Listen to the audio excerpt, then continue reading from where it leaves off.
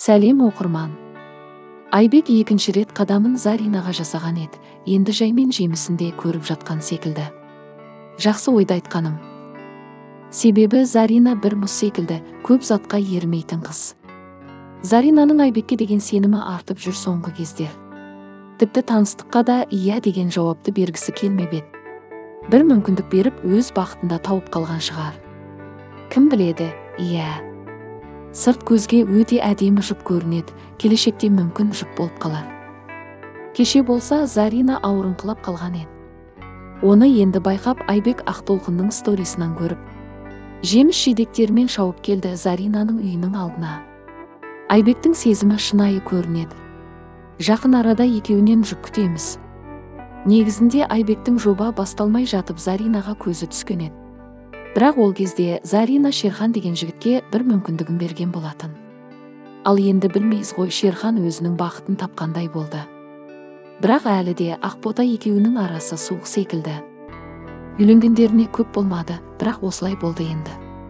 Ақбота мен Шерхан қосылып, балапанын құшағына алсын дегім келеді.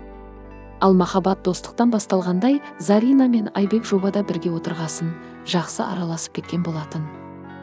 Солай жігіттің де сезімі ашылып қалғаны анық. Негізі сіздерге осы жұп ұнай ма? Ал енді пікірлерді оқып көрейік. Бұл екі жанға не үшін жаман, жағымсыз, тіпті қатты тиетін сөздер жазып жатырсыздар. Зарина немесе Айбек ұнамай ма, қарамаңыздар. Алланың жаратқан түріне, даусына. Өзін өзі ұстауында нелеріңіз бар? Зарина несіне орамалды қорлап жүрсін, әр шақырған жігітке шығып. Одан да орамалынды шеше сал. И вообще намаз оқитын адамдар қатты боянып кірпік жабыстырмайды. Ну ты вообще. Очень низко себя видишь.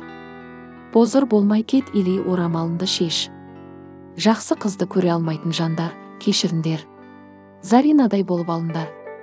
Сендерге жалаңаш қыздар ұнай ма? Заринаны неге сонша жек көресіңдер, адам орамал тағып өзін қорғап. Жұрт қатары ұрса, жаман боп қалама. Орамалды қызбын деп сүмірейіп отыра. Беру керек па?